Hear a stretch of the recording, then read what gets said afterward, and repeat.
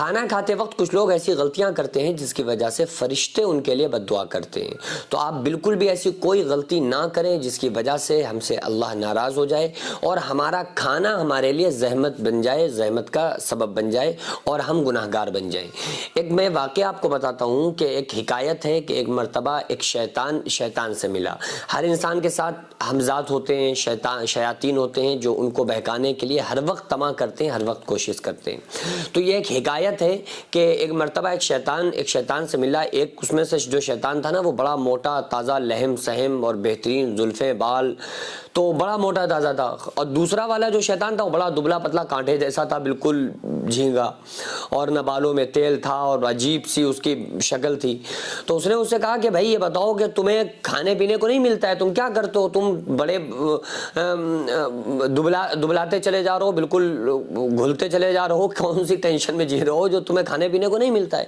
تو وہ دبلا والا شیطان کہنے لگا کہ کیا بتائیں، ہم جس کے ساتھ رہتے ہیں نا تو جب وہ کھانا کھاتا ہے تو بسم اللہ پڑھ لیتا ہے. تو جب وہ بسم اللہ والا برکت اللہ پڑھ کے کھاتا ہے تو وہ پھر میرے پیٹ میں نہیں آتا، اس کی کوئی تراوٹ مجھے محسوس نہیں ہوتی، بلکہ وہ اسی کے پیٹ میں چلی جاتی ہے. شیطان کہہ رہا میرے پیٹ میں نہیں آتا ہے.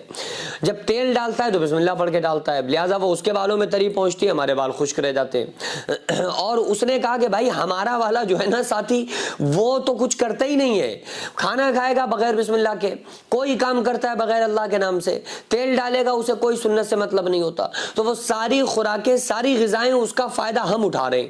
تو یہ تو حکایت ہے، لیکن صحیح حدیث جو ہے نا وہ یہ ہے کہ رسول اللہ صلی اللہ علیہ وآلہ وسلم نے ارشاد فرمایا کہ مومن ایک آنت سے کھاتا ہے اور کافر 7 آنتوں سے کھاتا ہے. تو یہ بات ہے. ایک شخص آیا نا آقا علیہ الصلوۃ والسلام کے پاس اور اس نے آپ صلی اللہ علیہ وآلہ وسلم کے سامنے اپنی بھوک کا اظہار کیا. تو آقا علیہ الصلوۃ والسلام نے ارشاد فرمایا اس کو کھانا کھلایا جائے. تو صحابہ کرام نے اس کے سامنے کھانا پیش کیا. اب وہ کھانا آیا، اس نے کہا کہ یہ اتنے سے کھانے میں میرا کیا ہونا؟ وہ پہلوان شخص تھا، اس نے کہا میرا یہ تو داڑھ میں بھی نہیں پتہ چلے گا، یہ تو ہماری داڑھ میں چپک کے رہ جائے گا، اتنا سا کھانا ہمیں کیوں دے رہو؟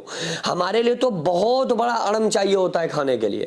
تو آقا علیہ الصلوۃ والسلام نے ارشاد فرمایا کہ بسم اللہ پڑھو اور اس کو شروع کرو. تو جیسے اس شخص نے بسم اللہ پڑھ کے کھانا شروع کیا نا تو 3 روٹی میں اس کا پیٹ بھر گیا. یعنی کہ وہ 3 جو کی روٹی میں اس کا پیٹ بھر گیا. اور کہاں وہ کھاتا تھا، یعنی کہ 10 سے بھی زیادہ وہ روٹی کھاتا تھا، بہت کثیر تعداد میں وہ روٹیوں کو کھاتا تھا. تو بہت بڑی برکت ہے بسم اللہ میں. تو ہم لوگ کھانا کھاتے وقت کون سی غلطیاں کرتے ہیں کہ ہمارے سارے طریقے اکثر و بیشتر خلاف سنت ہوتے ہیں، سنت کے خلاف ہوتے ہیں. تو پہلے تو آپ کھانا کھاتے وقت کن چیزوں کو آپ کو ذہن میں رکھنا ہے، ان چیزوں کو آپ ذہن نشین کر لیں. کہ موٹی موٹی 14 سنتیں کھانا کھانے کی، تو آپ ان کو پہلے ذہن نشین کر لیں کہ نمبر 1، دونوں ہاتھوں کو گٹوں تک دھونا ہے، نہیں پہنچنا ہے. یعنی آپ گٹوں تک ہاتھ تو کھانا کھانے سے پہلے دھوئیں گے، لیکن آپ کو پہنچنا نہیں ہے.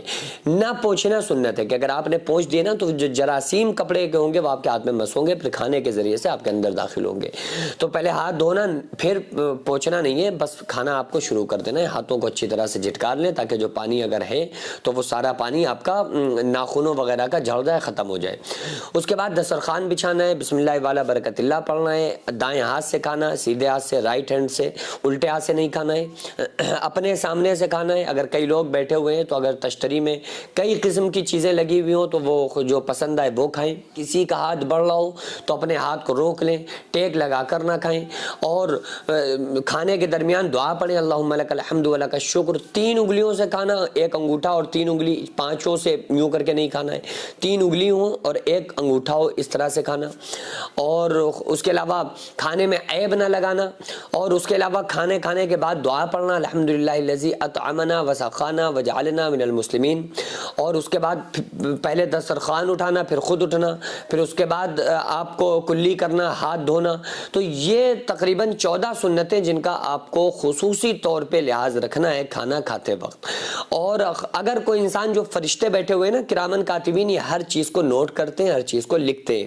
تو کوئی بھی فرشتہ جو چاہے وہ رائٹ کندھے پر بیٹھا ہوا ہے یا لیفٹ پر، لیکن یہ تو اللہ کے فرشتے ہیں، تو ڈیوٹی کر رہے ہیں کہ آپ اچھے کام کریں گے تو فرشتہ یہ سیدھے طرف بیٹھا ہوا فرشتہ لکھے گا، گناہ کا کام بدی کریں گے تو یہ الٹی طرف الٹے کاندھے پر بیٹھا ہوا فرشتہ اس کو لکھ لے گا. تو یہ جو نیک فرشتہ ہے نا، یہ ہر وقت بندے کو اس چیز کی تما دلاتا ہے، کوشش کرواتا ہے کہ تم نیکی کا کام کرو، نیکی کا کام کرو.